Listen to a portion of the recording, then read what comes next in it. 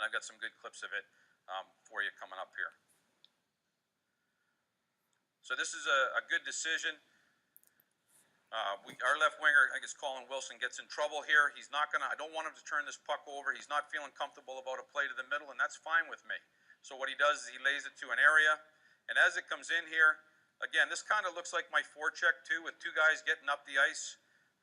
But we could get here first, and it might be hard to see, but we push that. For me, it doesn't matter.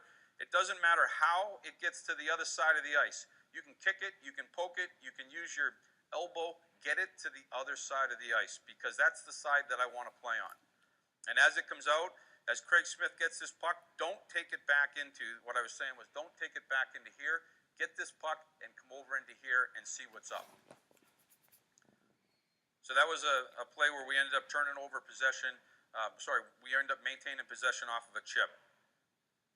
Here's another one. You can see that our centerman is drive through. Even though he's on the weak side of the ice, if he takes hard strides from here and comes pounding through here, he can be the first guy on this puck. We are not comfortable making a play to the middle of the ice at this point. So he puts it in behind. Objective, get it to the other side of the ice as soon as possible. As it comes out the other side, get away from that, get away from this guy and bring it this guy. This guy was on this side of the ice. 1, 2, 3, 4 guys over here. I want to play over on this side of the ice. I want to use the points. So as I move on in this presentation, I want to go side to side as quick as possible. I want to go low to high as quick as possible. I don't want my players hanging onto the puck that much unless they feel like they need to, and they're using cutbacks and scissors and trying to create low cycle plays. Use the points right away. I was at my son's tournament, and again, my sons are 17 and 18, so maybe your players are a little older, maybe they're a little bit younger. I was amazed at the lack of times that they did not use the points. But unless you're practicing that, using the points, unless you put 5 guys, 5-on-0 in the offensive zone, put a puck to the half wall, use the back of the net, and as that player comes out the other side, unless you're pounding that into your team's identity, point, point, point, point, it's not going to happen. You can sit there and yell from the bench, but unless you've worked on it in 3 practices in a row, 5 practices in a row, we work on it all year long. Unless you work on it to use the points, they're probably not going to use the points. And the thing about it, too, is if you were to use the net and come out this other side here and get to here, you could throw this puck blind, because the guy that's covering this defenseman, he's sitting down in here somewhere protecting the front of that. You can throw it blind 100% of the time. Get it, bank it off to the boards, get it out here, and you've got yourself a shot and an opportunity at the net.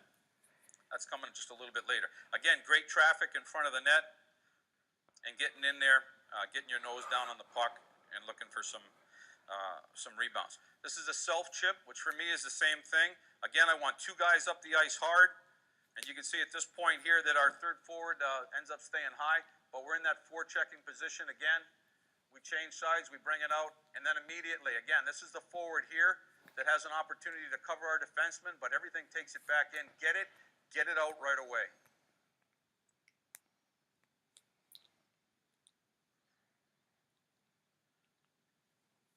Good decision there to self-chip. So as it gets into this area in here, your second forward up the ice is going to have to realize whether or not it's a chip or whether or not it gets scrummed up in this area. We still have possession, but it didn't get moved, so he changes his route. Instead of coming this way, he gets in here. Anytime that there's battles in the offensive corners, I always say I want numbers on the puck. I never want to be looking at 2-on-1 their color, 3-on-1 their color. So I would want my guy to get on the inside of their players and make it a 2-on-1 in our favor. So right now we've just gone and outnumbered these guys and made it a quick 2-on-1.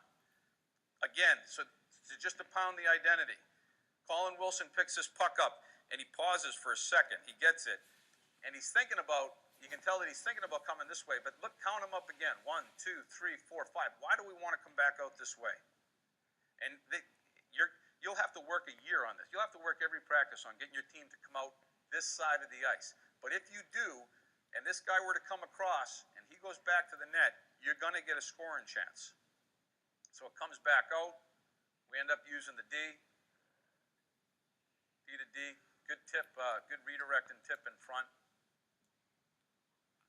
So those are just some examples of a chip and support. Again, attacking through the neutral zone. If you don't have anything, for me, the last option would be to give up possession.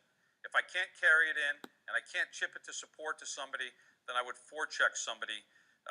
And so again, we use the terminology of a 2-3. F1 pursues the puck with speed, be physical on the puck, time and space as quick as possible. Some people look for angles, like to angle him. I just want to get on him. I want to take the most direct route, and I want to make him feel uncomfortable and turn the puck over. While he's doing that, the second forward has to be taking the same strides as the first forward, and he has to be tracking the defenseman, the opposite defenseman. So you can see here that F2 for us is tracking this guy here.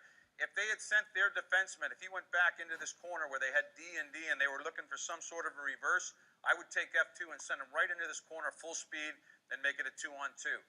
F3 for me lines up with the puck above their rush, above the top of the circles in a safe defensive posture. But if the puck's here, I want my F3 right here. If the puck's here, I want my F3 here. And as it changes sides, possibly, I want my F3 to come over and be in line with the puck. If they were to chip it up the strong side, for me on the forecheck, F3 goes, strong side D never pinches.